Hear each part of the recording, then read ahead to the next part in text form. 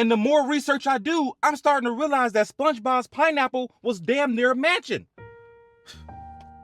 He had a whole library room with a slide-down entrance, a rooftop lounge overlooking his quiet little neighborhood in Bikini Bottom, a surround sound stereo that would literally rattle your neighbors' houses, a gym room, a potential third floor. It was huge.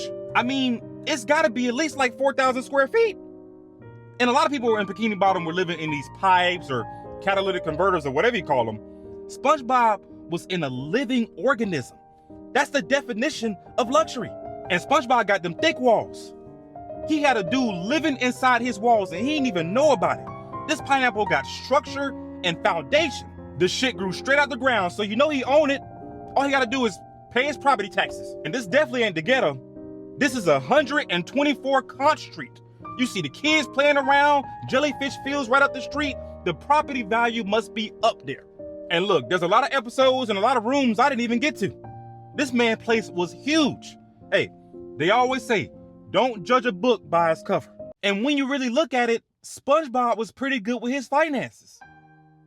Look, he walked to work, cooked at home a lot, enjoyed hobbies that didn't cost a lot of money like jellyfishing. He really knew the value of a dollar. He owned his own home, which some people say his parents helped him out with, but he's still maintaining. A 2-story pineapple in a quiet residential area within the city, it's gotta be worth like $250,000. That boy got equity. Hell, SpongeBob had better finances than a lot of people in America. He ain't had no credit card debt. He wasn't underwater on no car, no student loans. He was just living the dream. And he was trying to make money on the side, like that one time he made those pretty pays, but that didn't go so well. He wasn't out here with a bunch of baby mamas just having babies. He knew he couldn't support a baby sponge on a fry cook salary, and he wasn't trying to. He was just doing like a lot of people do these days and just get a pet. He was putting himself through boating school, which I know that couldn't be cheap with the amount of times he failed. And this show aired in like 99. That's a lot of years of paying. I'm just saying, man, SpongeBob had his finances in order. Once again, we can learn a thing or two from SpongeBob. And when you really think about it, Bikini Bottom was a really good place to live.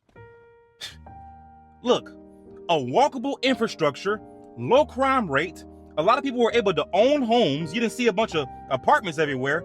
Hell, I was looking on Zillow earlier to see if they had anything available. They had the Bubble Bowl Stadium, Goo Lagoon Beach, the Glove Theme Park, Jellyfish Fields.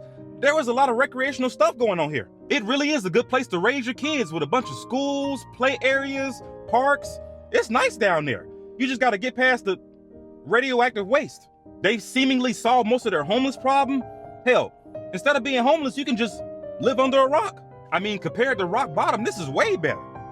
They got people talking funny and shit. And the economy gotta be good down there for everybody to own their own homes.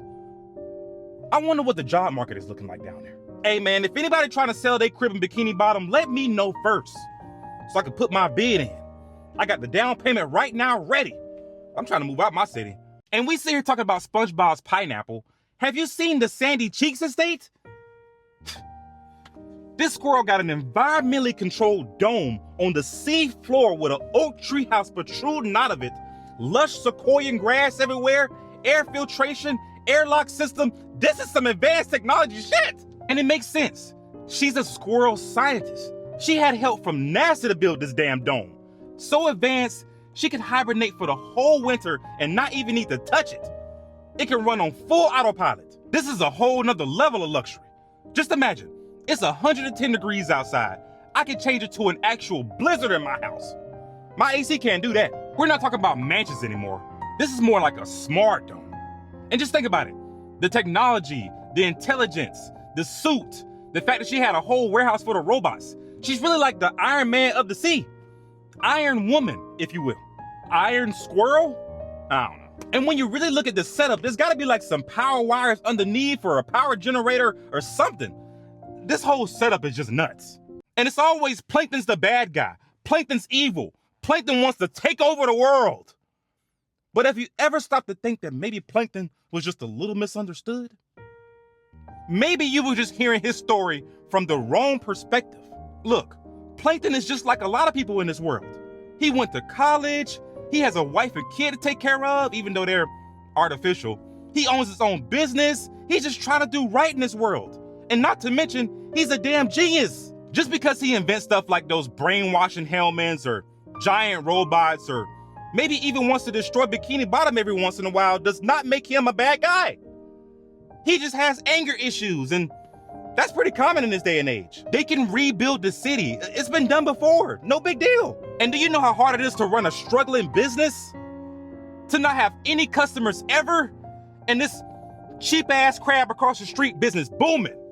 Got the Krabby Patty secret formula and all, just rubbing it in your face. Hell, I be trying to steal it too. Because truly, he only wanted the Krusty Krab secret formula so he can stop the Krusty Krab from becoming a monopoly all over the city. I know you saw that one movie where they had a second Krusty Krab. He trying to stop that. I'm just saying, man, it's always, what are you doing now, Plankton? And never, how are you doing now, Plankton? And that's the problem.